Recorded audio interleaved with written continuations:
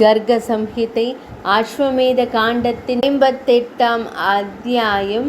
பகவான் ஸ்ரீ கிருஷ்ணர் கம்சனையும் மற்றவர்களையும் அழைக்கிறார்.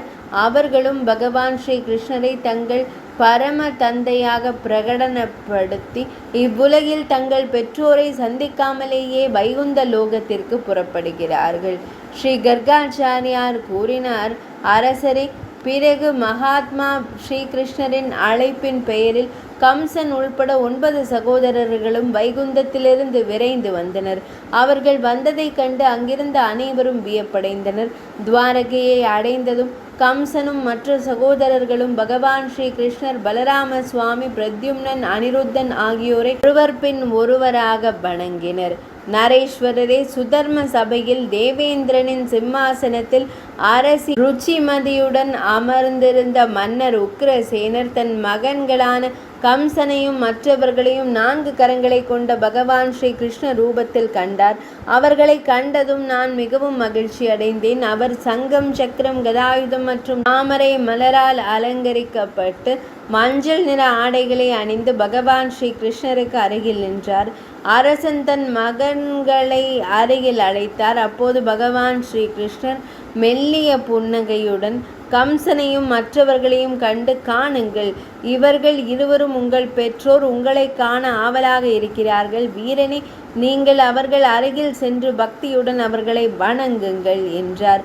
பகவான் ஸ்ரீ கிருஷ்ணரின் இந்த வார்த்தைகளை செவிமடுத்ததும் கம்சன், நியாக்ரோதன் போன்ற சேவகர்கள் என்ற அந்தஸ்து அளிக்கப்பட்டிருந்த அவருடைய சகோதரர்கள் அனைவரும் மிகுந்த மகிழ்ச்சியுடன் உரையாடினார்கள். கம்சனும் மற்றவர்களும், இறைவா, உமது மாயையின் வழியாக உலக சுழற்சியில் வலம் வரும்போது எங்களுக்கு இது போன்ற பல தந்தையர்களும் தாய்மார்களும் கிடைத்துள்ளனர். பகவான் ஸ்ரீஹரியே அனைத்து உயிரினங்களுக்கும் மூல ஆதாரம் என்றார். நீயே என் தந்தை என்பதே நித்திய சாஸ்திரம். எனவே உனக்கருகில் வசிப்பதால் நாங்கள் இனி வேறு எந்த பெற்றோரையுமே காணப்போவதில்லை. முற்காலத்தில் ஒரு போரின் போது நாங்கள் உன்னை பலராம சுவாமியுடன் கண்டோம். அதன் பின்னர் நாங்கள் கண்டிராத பிரத்யும்னனும் அனிருத்தனும் துவாரகையில் தோன்றினார்கள். எனவே உமது 4 வடிவத்தை காணவே நாங்கள் இங்கு வந்துள்ளோம்.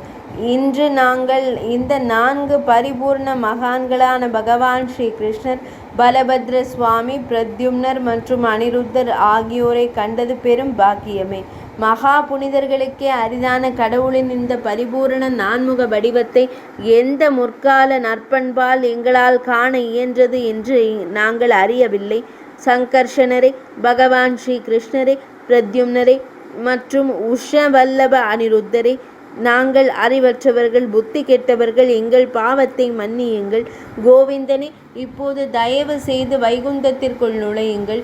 தமது அந்த அழகிய இடம் தாம் இல்லாமல் வெறிச்சோடியது போல் தெரிகிறது. தங்கள் பிரசன்னத்தால் துவாரகாபுரி வைகுந்தத்தை விடவும் மேன்மையும் ஆசீர்வாதமும் பெற்றிருக்கிறது. பிரம்மதேவர், தேவேந்திரன், அக்னி, சூரியன், சிவன், மருத்கணன், யமன், குபேரன், சந்திரன், வருணன் போன்றோரால் வணங்கப்படும் உங்கள் திருவடிகளையே நாங்கள் எப்போதும் வழிபடுகிறோம். மகா முனீஸ்வரரே, லக்ஷ்மி, தேவர்கள், பக்தர்கள் மற்றும் சத்வம்சிகள் நறுமண பொருட்கள், சந்தனம், ஊதுபத்தி, லாவா, அட்சதை, உர்வங்காரம் மற்றும் பாக்கு போன்றவற்றை பயன்படுத்தினர். நான் தம்மை எப்போதும் இவ்வாறு வழிபட்டு வருகிறேன். நான் எப்போதும் தம்முடைய அதே பாதங்களையே வழிபடுகிறேன். ஸ்ரீ கர்காச்சாரியார் கூறினார், மனிதர்களின் இறைவனே, இவ்வாறு கூறிய பின் அவர் கம்சனும் அவருடைய சகோதரர்கள் அனைவரும் மற்ற சகோதரர்கள் முன்னிலையில் வைகுந்த தாமத்திற்கு சென்றனர். அரசன் உக்ரசேனரும் அவர் தம் மனைவியுமான ருச்சிமதி தேவியும் வியப்படைந்தனர். இது ஸ்ரீ கர்க சம்ஹிதையின் அஸ்வமேத காண்டத்தில் உள்ள கம்சன் மற்றும் பிறரின் தரிசனம் என்ற தலைப்பு கொண்ட 58ஆம் அத்தியாயம் இனிதே நிறைவடைந்தது.